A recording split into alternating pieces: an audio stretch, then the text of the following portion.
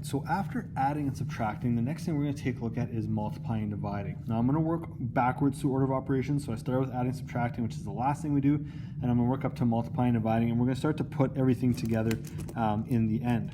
Now with multiplying and dividing, again, each operation is going to be solved in order from left to right, just as what was done with adding and subtracting. Once an operation has been solved, the answer replaces that operation in the expression. So the first one we'll look at here is just 3 times 6 divided by 2.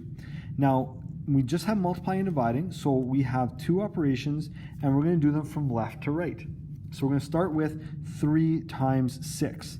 3 times 6 is 18, and then we're going to keep the dividing 2. We're going to pull that down there, and we're just going to keep that the way it is. The next step is to do 18 divided by 2, which is 9, and so our answer is 9.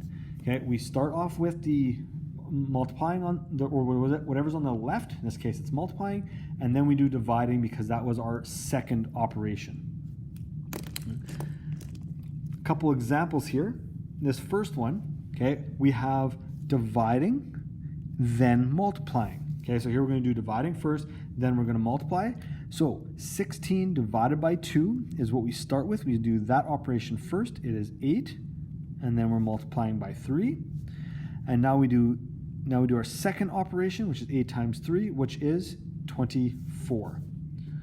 Okay, so we do our first operation, then we do our second operation. And always do that in order. Here again, multiplying, then dividing. So negative 5 times 9 is negative 45. And we are then dividing by negative 3. Okay, again, remember, a negative times a positive gives us a negative. Here we have a negative and a negative. Negative 45 divided by negative 3. We know our answer is going to be positive, and 45 divided by 3 is 15.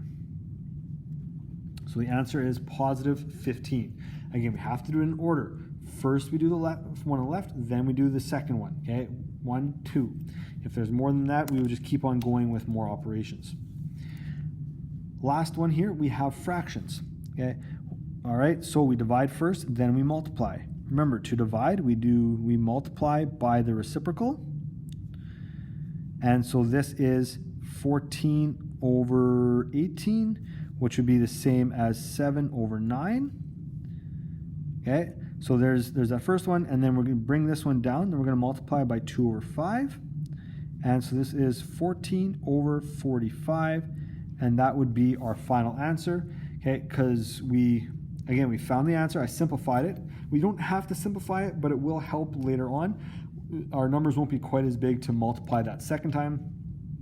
So simplify, and then our second step is to multiply, and then we multiply that out. Okay, so our final answer, 14 over 45. This is simplified already. Again, we can double check. We can't divide it by 2, or we can't divide this by 2. We can't divide that by 3.